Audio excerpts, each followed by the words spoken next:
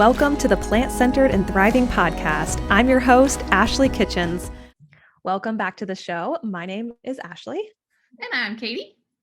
And I guess welcome to the show. If this is your first time listening, we are so grateful you are here.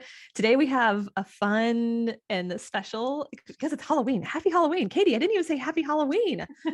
It's fall, y'all. Happy Halloween.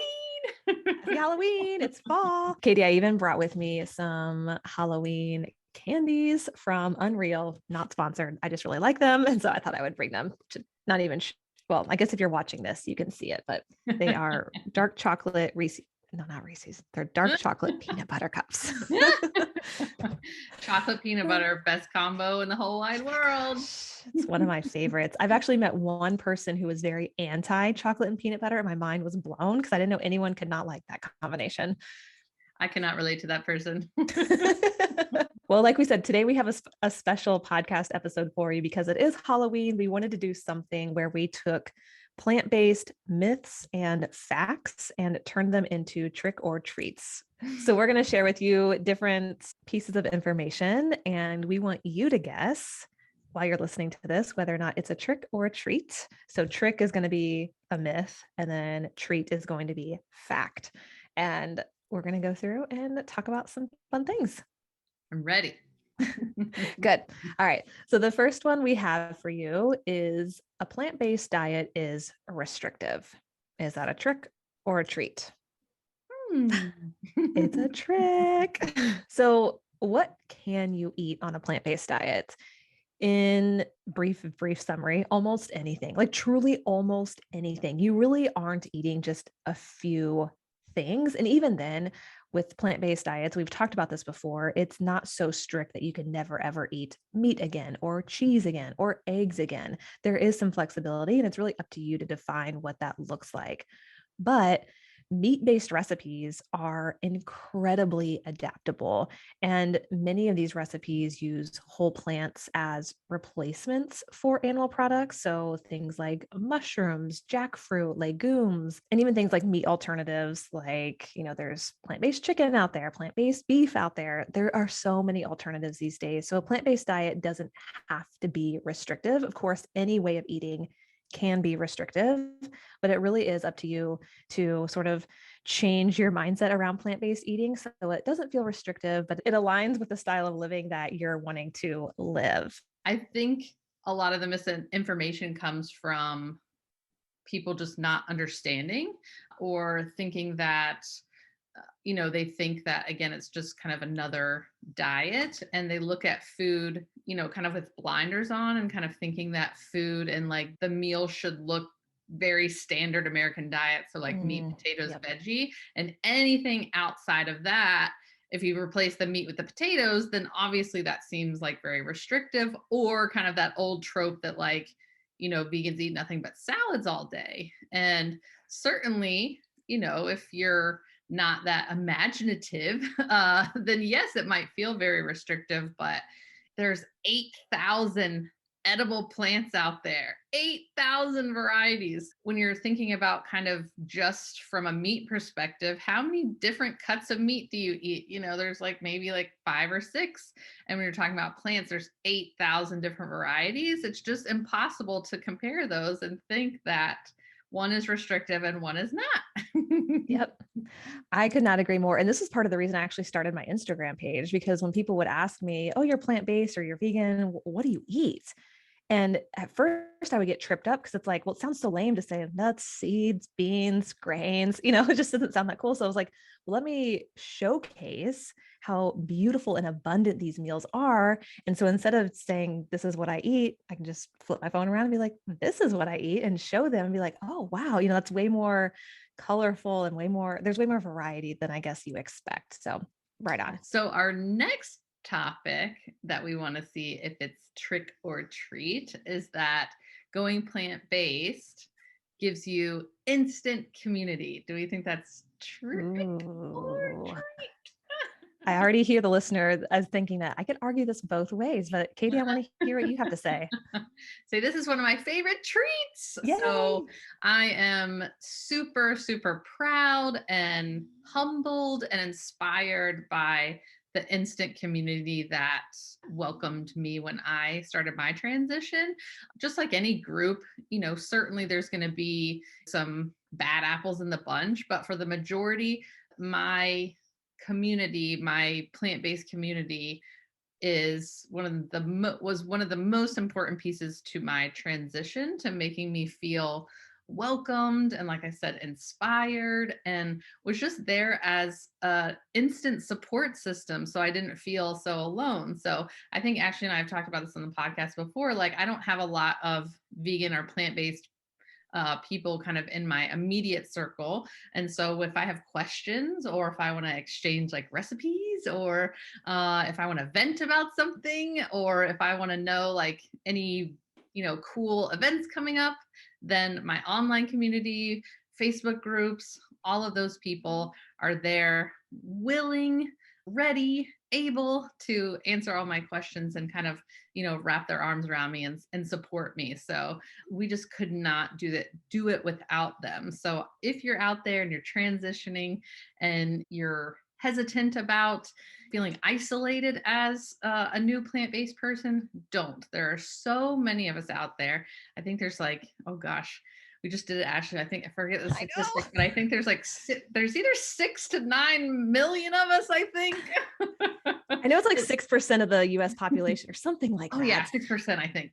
And that's just the US. That's not even talking worldwide. So we have a big podcast following in England. Shout out to England, who loves us.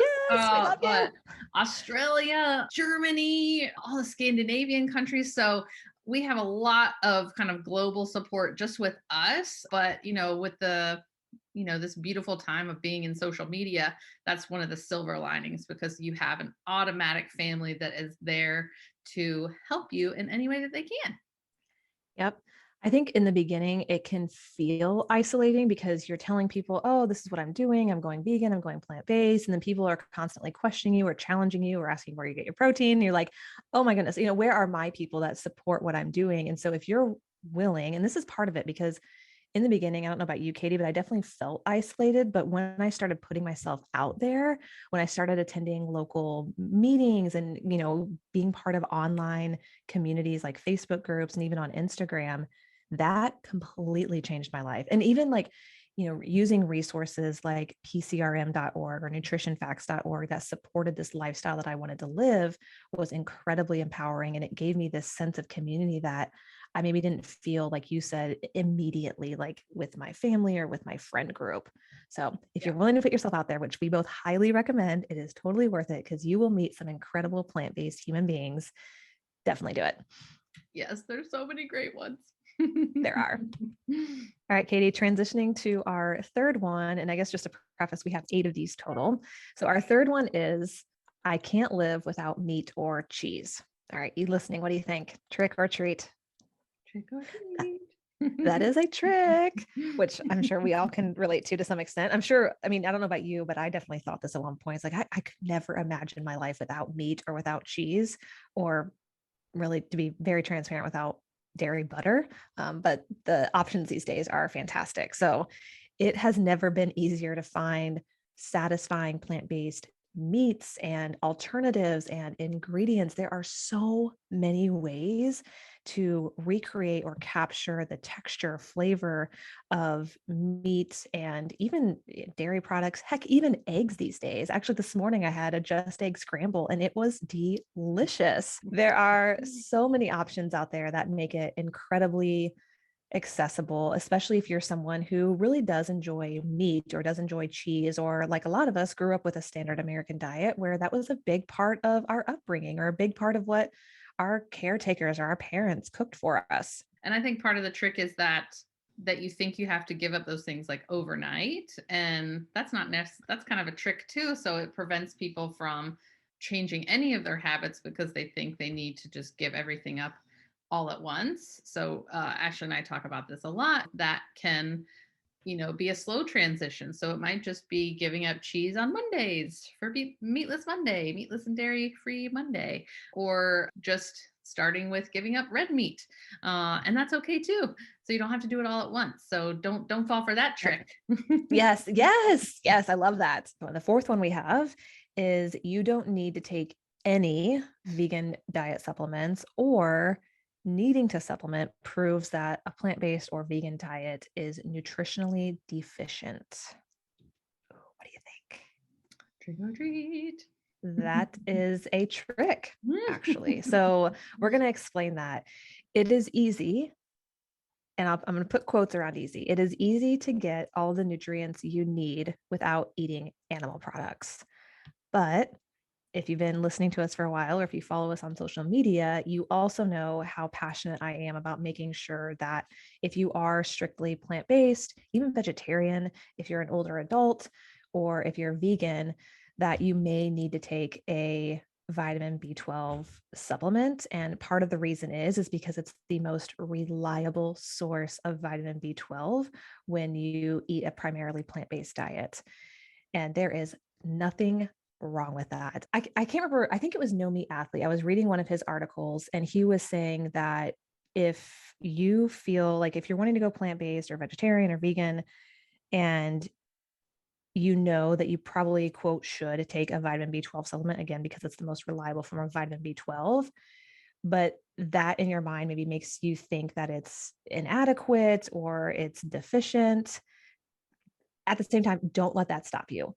Because if we look at the standard American diet and how nutrient poor it is and how many deficiencies there are in the US, even worldwide, with vitamin D, with iron, with even vitamin B12, and with so many other things, don't let that stop you. Because it is one supplement, it is not that big of a deal. And it by no means proves that a plant-based diet is nutritionally deficient.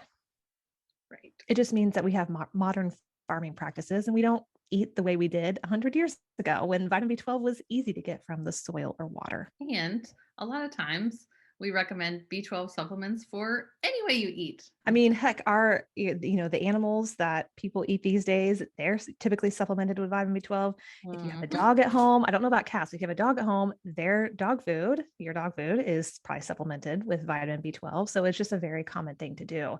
So people who believe that vegans or plant-based eaters must take a lot of supplements to make up for their, quote, deficient diet is a total trick. It's not true.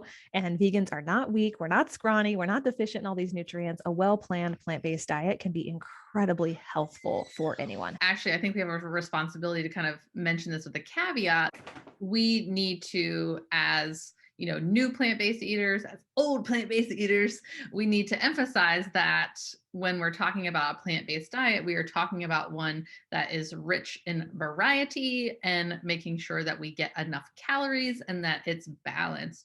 So certainly, just like the standard American diet, if you are having a lot of potatoes and a lot of meat and not a lot of greens, that is not a balanced diet. If you are a vegan and you are having nothing but, let's say you love broccoli, that's nothing but broccoli and nothing but rice and nothing but pasta, certainly you fall under the category of plant-based, but you're not getting that variety. So again, that may prove problematic to getting all the vitamins and minerals and nutrients that you need. Yep, that's right. Preach. Preach. So, trick or treat. There is a plant-based version of almost any recipe you could think of. Ooh. What do we think? It's one of my favorite treats. So this definitely was not the case 12 years ago when Yes. I first went vegetarian, that is for sure. But these days you can find any copycat recipe: cheesecake, lasagna, mac and cheese, pizza, cakes, biscuits, whatever your grandma made there. And you're like, oh, I couldn't live without grandma's famous apple pie cheesecake or whatever. There is definitely a recipe out there that can help you get as close as possible to those original recipes. So again, they have so many things that can supplement regular butter, regular milk. Oh my gosh, we had the tres leches cake from Mercedes the other day, and there is plant-based evaporated milk and condensed milk. That blew my mind. Yes. So, I mean, they have all those, you can get a copycat recipe, plant-based version for anything that you're worried about. missing in your life. And this has happened to me, probably Ashley too. Sometimes it's better. Oh, yes. 100%. And that's the great thing. Like sometimes, like without the animal products, you don't feel like ugh, death afterwards. You don't feel like Yep. super heavy. A lot of times you feel nice and light and you're able to enjoy it without any of the digestive distress that a lot of times comes with trying to digest animal products, at least for Mhm. me. Yes. Yeah. No, I couldn't agree more. And Kate, I don't know if you've seen on social media that there's a company coming out with like plant-based steaks, which Oh is gosh, blowing my mind. it's just like everything is like new. And I mean, it Yes. comes out so fast. I haven't even tried everything. So it's like so exciting. There's so many varieties. We don't even have time to try everything. So it's Yep. like, Yep. there's nothing to worry about. There's nothing. We're just trying to bust those myths for reasons not to try it, guys. That's how Yep. excited we are about it. Oh, yes. I know. And for you listening to, I can't remember, Katie, if we were having this conversation, but how cool is it that we get to live right now where Gosh, we're I know. seeing all of these new products come out? I mean, it is, I just think it's so incredible to be like in the middle of this just plant-based movement that is blowing up and all these new products are coming out. I just feel very grateful. Yeah. And I'm old. I'm gonna be 41 in a month or so. What's also exciting is seeing what's coming up the pipeline for the young people. Like every day I'm hearing about news like this mayor or this principal has just made plant-based eating possible for their whole school. Jails, plant-based eating for people that are incarcerated. The percentage of young people who are now plant-based eaters or vegan eaters, like the numbers are like astronomically higher than they were just a few years ago. So that just makes me so proud that it is normalized. They're recognizing like that making these changes is a good thing for the whole, right? So it's, helping kids pay attention in school. It's helping them with digestion. It's helping them with their brain power. There's just so many different benefits to it. And I love that it's not the weird thing anymore. It's not the thing that is extreme. Like, remember, like back in the 80s, like I just remember the people that had the health food store, the granola people, like Oh, they were yes. they were considered like so weird. I just think that it's awesome that it is now much more normalized and acceptable and, preferred for a lot of people. So I'm just, yeah, Yeah. this time in human history is very exciting. Yes, which I have a really quick funny story about that. So when I was little, my parents had friends that were totally like the health food store people. They had gardens, they were primarily plant-based, and they invited us over for dinner. And I might have been early elementary school, but I remember my mom like pep talking us like don't, because I don't know if we lived on the farm yet then, but she was like, don't say anything. The food is going to be different. Just eat it, smile, because it was primarily plant-based and we did not eat like that. And they were totally the weird people that ate more natural and went to the health food store and used a lot of herbs. And it was incredible. Looking back, I'm like, oh my goodness, wow. But I'm so thankful for that experience as well. But it's just like looking back, it's like the only reason it was weird is just because it's different. And like now it just Right. like hindsight is 2020. We're like, oh, they were eating like more fruits and vegetables. Yes. God, that's like the worst Right. thing I've ever How heard. dare they? Yeah. I know. It just seems ridiculous. So yeah, Yep. it's a fun time. It's a fun time to be plant based. Next one. This is also one of my favorites. So you don't have to be Martha Stewart to go plant based. Trick or treat. Ooh. How is everybody's skills in the kitchen? I burn water. Oh my gosh. Is So that a thing? this is my favorite treat. So again, I think this is just one of the like kind of intimidation tactics that people use, or kind of the arguments that they use against plant-based eating is that, and it happens very quickly. It's like, oh, overnight, like before I was just having spaghettios, and so now I want to be plant-based, and so now overnight I have to make these like 7-course elaborate Martha Stewart level meals, and I have to know like how to make sauces, and I have to have certain equipment in the kitchen. And that is just not true. When you're talking about plant-based ingredients, a lot of them, they're just simple. So, it's the same thing, boil it, roast it, eat it raw. I mean, it's really, really simple. You can make it as complicated as you want, but it's definitely possible to just keep it very, very simple. We actually just did a really cool post on Instagram about just keeping things simple. So I like the plug and chug method. So, pasta. What veggies do I want to add this week? What pasta do I want to add this week? What jarred sauce do I want to add this week? Simple, simple, simple. So there's no transformative, crazy, expensive herbs flown in from overseas, none of that Right. stuff. Salads, grain bowls, pasta, baked potatoes, burritos, tacos, vegan food. Like it gets this thing that's like, oh, that's different food. No, it's the same thing. It's the same Yep. thing. Potatoes are vegan. Potatoes Yes. are plant-based. That's the good news. Like you can keep it really simple and get all the nutrients that you need, get all the variety that you need. It's going to taste delicious. It's not going to take forever. You don't need any crazy gadgets. You don't need a lot of experience. So we've had several podcast guests that are in college. They don't have a lot, they don't have a lot of room. They don't have a lot of time. They don't have a lot of energy. So don't use that as an excuse either, because it can be really, really simple, but still really, really delicious. Yep. And we can link that Instagram post in the show notes as well, just so you have a reference for that. No, I think all of that those are all such great points, because I mean, one of my favorite meals is a rice and bean bowl, which I now tell Mm-hmm. people it's a taco bowl, because when I would tell people, oh, my favorite, they're like, oh, well, what's your favorite plant-based dish? Or what do you eat the most? I'm like, rice and bean bowls. And I think they were just picturing me eating rice and beans, but there's so much more to it. So now I say taco bowls. But basically, to reiterate what Katie said, it can be incredibly simple.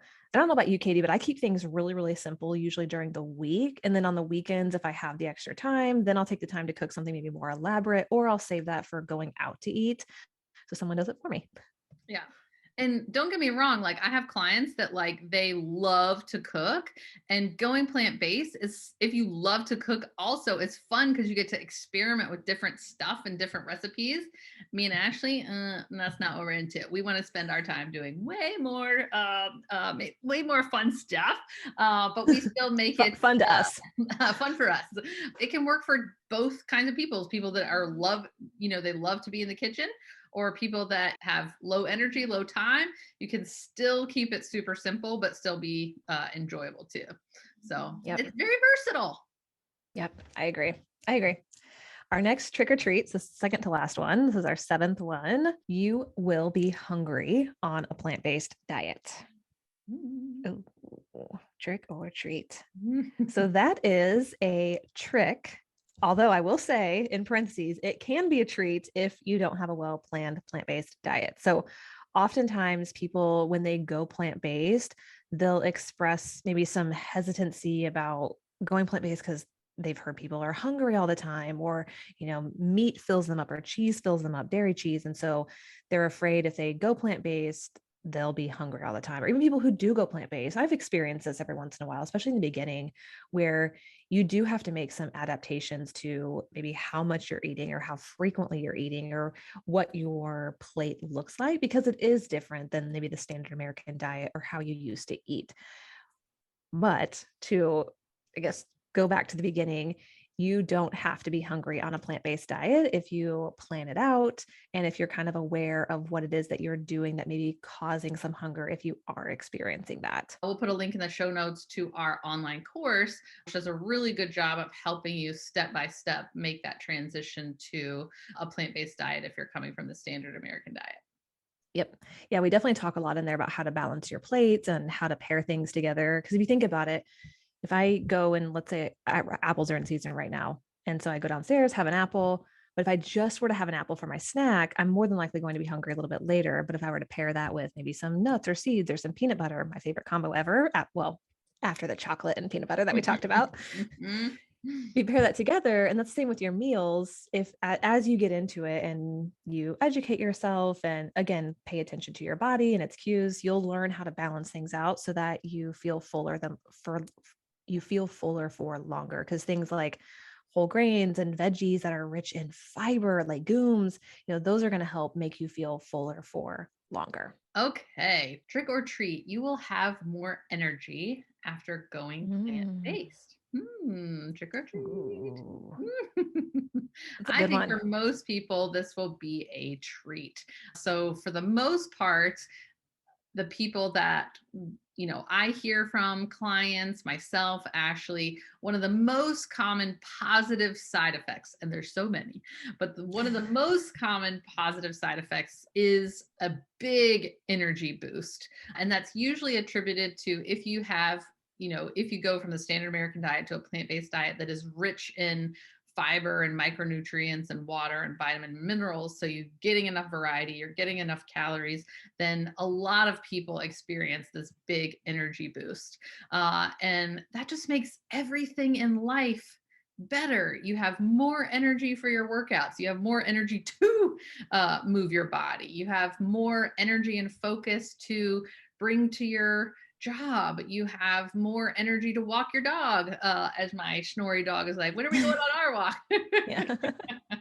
Again, there's a caveat to everything. So it may be dependent on each individual. So lifestyle factors like sleep and stress management and hydration and movement, those all kind of, have their hands in our energy levels. But for the most part, that's usually the biggest and most common thread that threads plant-based eating in terms of positive life change is you get this big boost of energy, which just has a huge trickle down effect to the rest of your life. You don't feel sluggish. You don't feel like you have to nap after eating. That was a big thing with me. Like every time I ate, I just felt gross afterwards. Yep. And so that is a big change where you'd be out of commission for several hours after a big meal.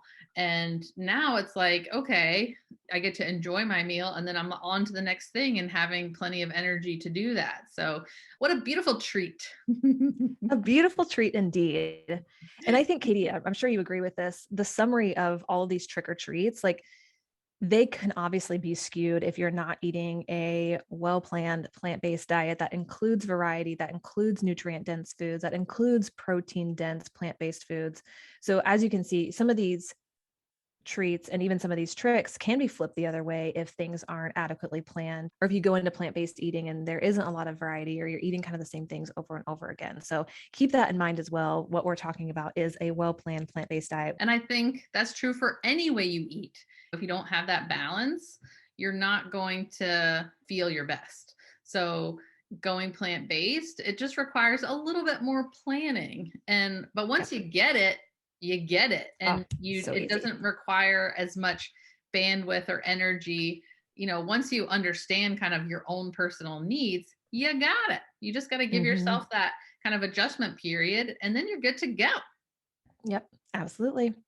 Well, Katie, happy Halloween. And to you listening, happy Halloween as well. Happy Halloween.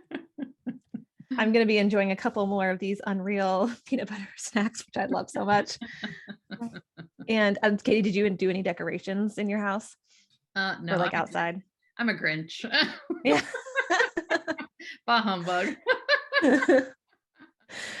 I went to, this is just a quick side note. I went to Target, which has an incredible selection of Halloween stuff. And I got sucked into the Halloween section and I ended up buying skeleton arms and skeleton legs to put in my landscaping where it looks like someone's kind of like buried underground. I think it's funny. I have had a couple neighbors comment on it. Hopefully, like, it was mostly positive. But I love walking Lena around, and maybe you do too with your dogs, and just Yeah. seeing what people do. They're so creative. Yes. I like seeing the online stuff. There's been crazy stuff so far on like viral videos going online about, Yes. I just love this one where they were talking about this divorced lady and she and her husband used to fight about decorations. He didn't want them and she really loved the holidays, and so she got divorced and then she got a new boyfriend, and the new boyfriend like made this huge like Halloween spectacle of like this, I mean, like house size, like skeleton hand coming up through the ground with like these big, huge pieces of like styrofoam and surprised her and stuff. And I was like, Oh, that is like my favorite story of the year. So that she's is like, amazing. she gets to come home every day and enjoy her holiday spirit. So I think that's sweet. Yeah, that's how I felt too. I was like, I'm gonna put this out here. yeah, That's you really can leave it sweet. up all year long. Yeah. All right. Well, again, happy Halloween. Hope you have a wonderful and safe day, and we will catch you on the next episode. All right, trick or treat. Until next time, keep thriving.